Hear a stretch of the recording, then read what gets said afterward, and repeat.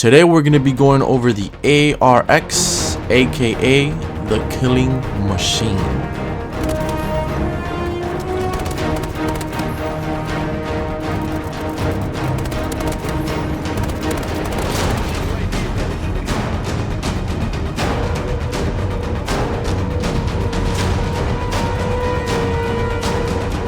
Oh yeah. What's going on, guys? Thank you all so much for tuning back. A lot of you guys have been asking me lately to do a best class setup for the ARX 160. I played with this weapon before, not a lot. I never really gave it a chance, but as of 2 days ago I did just that, and I am telling you right now, this weapon will melt through anybody that you shoot at. This weapon is so damn crazy. This weapon reminds me of the FAMAS from MW2. This weapon reminds me of the M16 from MW2. This weapon is just a beast. It's amazing. I'm gonna give you guys a best class setup for this weapon, and hopefully you guys enjoy it. Hopefully you guys try it out, and I promise you, if you play with it correctly, it will give you amazing gameplays. All you have to do is know how to play with this weapon, and you should be good to go. So getting into this class setup, we have the ARX. Normally a lot of people choose the steel bite, but a lot of us, including myself, we don't have very much luck with elite variants or elite supply drop variants. So therefore, if you're lucky enough to get the hole puncher, it should be about the same. The damage should be somewhere around the same range. You should be fine enough. Now just remember, if you do enjoy this video, please feel free to drop a thumbs up. It really does help out the channel grow, and it makes me bring you guys more videos like this because it just motivates me. But as I was saying, getting right into this class setup here, we have the following attachments. We have the foregrip, the stock, and the red dot sight. I like using the foregrip because with ARs, especially with 3-round burst weapons, I feel like in this game, foregrips does do its justice. Whenever you guys are shooting a weapon that's 3-round burst, tapping the right trigger can sometimes mess up your aim as far as the right thumb goes. So having foregrip will make sure that you have the most accuracy as you possibly can as a personal player. So therefore, foregrip is a very important attachment in this weapon. Then we have stock. Stock is just amazing. If I had a lock, I would put on stock all the time and just lock it, throw away the key, swallow the key, and never take it off when it comes to ARs. In this game, mobility and speed and just being able to be agile is very important. Stock will give you all of these perks if you guys think about it. With stock, you can aim down sight straight from left to right. With stock, you can readjust your aim.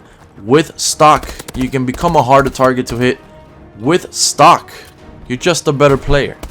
Now moving down into the final and third attachments for this weapon, we have the red dot sight. It's okay if you guys want to go ahead and use the iron sights. I mean, I've used them myself. But when it comes to a weapon like this one, you want to make sure that you have the best accuracy that you possibly can, because you are burst firing. And that's where the red dot sight comes into play. It will assure that you have the best accuracy and the best field of view possible. Believe it or not, field of view does do a lot when it comes to accuracy. So make sure you guys run the red dot sight so you guys can have a better field of view and therefore a better aim accuracy and therefore a better accuracy percentage when playing with this class setup. So moving down into the secondary weapons for this class, we have no secondary weapons, no attachments for the secondary weapons because there is no secondary weapons. Moving down into the wild cards, we have primary gunfighter, so we can have 3 attachments for this weapon because I really do believe that it needs it. Then moving down into the second wild card, we have perk 3 greed, so we can have 2 perks on our perk 3 slots. So coming up into the perks, we have our first perk, and that is lightweights. The reason why I'm choosing lightweight is because, as I said in the beginning, speed in this game is very important. Mobility is very important, especially when actually playing with a weapon that is a 3-round burst weapon. You need to be as mobile and as fast as you possibly can. So lightweight will do that for you guys. You can still go ahead and put on low profile and you will still be doing amazing with this class setup. It's all a matter of preference. It all depends what you guys want to do. Moving down into the Perk Twos, we have Peripherals. Peripherals is a very good perk for this class setup. The reason is because with this class setup, we're going to be playing somewhat passive. Sometimes we're going to have to hold back. So if we have Peripherals, we will have a better bird's eye view of the minimap. If you guys are not using the minimap, in other words, if you guys are not looking at your minimap every 4 to 5 seconds, then start doing so, because the minimap in this game, in any Call of Duty game, is your best friend.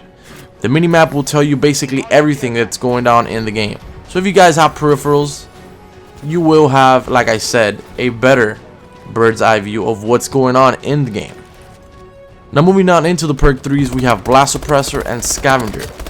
Blast Suppressor is one of those perks, like I said, the same thing for stock. If I had a lock to put on it, I would lock the hell out of it, throw away the key, and never unlock this perk slot ever again, because it basically allows you to use your exo moves, your exosuit, without being detected on the minimap, which, by the way, you will be using it around 95% of the time, whether you like it or not, whether you notice it or not, because at this point in time in Call of Duty Advanced Warfare, using your exosuit should be kind of like second nature.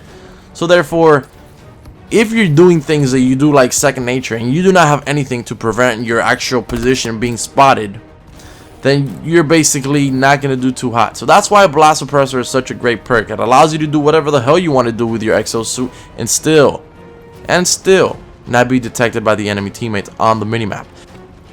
Now next up, we have Scavenger. With this class setup, it's a little bit difficult to choose between Scavenger and Toughness.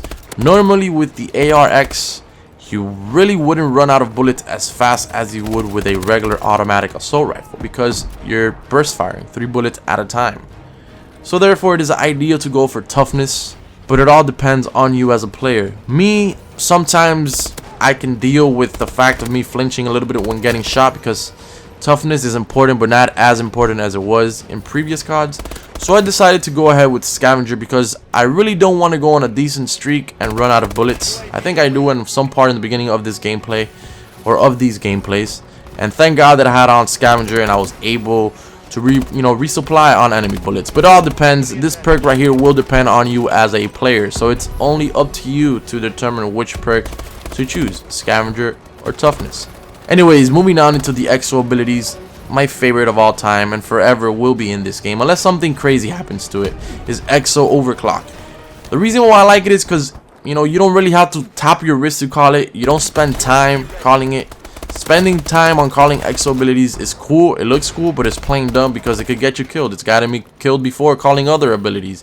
So that's why I like going for Exo Overclock. And once it's actually running, it does last pretty long, about 4 to 5 seconds. I'm not quite sure. I haven't really sat down and timed it to be exact, but it does seem to last pretty long. It is beneficial because you can rush to enemy spawns, you can run away from enemy spawns if you're in danger, and it's just an ability that you guys have, I would say, best of both worlds. Anyways, moving on into our Scorestreaks, we have UAV. Try the UAV with this class setup. Once you guys get the UAV, like I said, you have to remember you do have peripherals. You're playing passively, you're playing smartly. When you have the UAV, pay attention. Always pay attention to your minimap, but when you have the UAV, try to pay even more attention to the minimap, because it will help you out tremendously.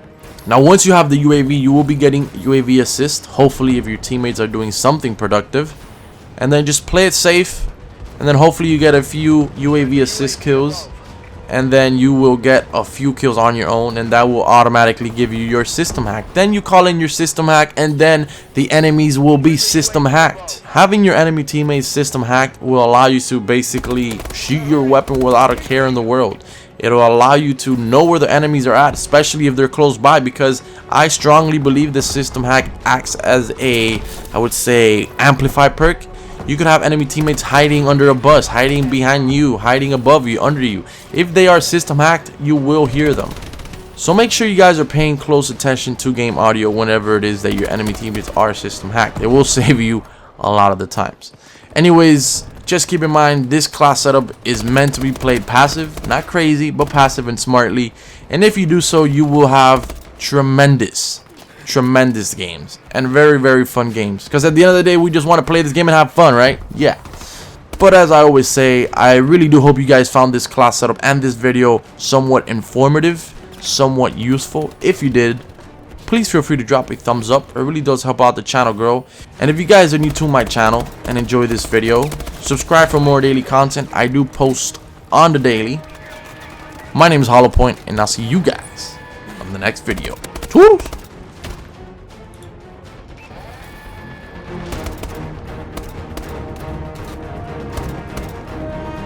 Thank you guys so much for watching. If you guys haven't checked out any of the previous videos, make sure to click the annotation on screen, and I'll see you guys on the next video.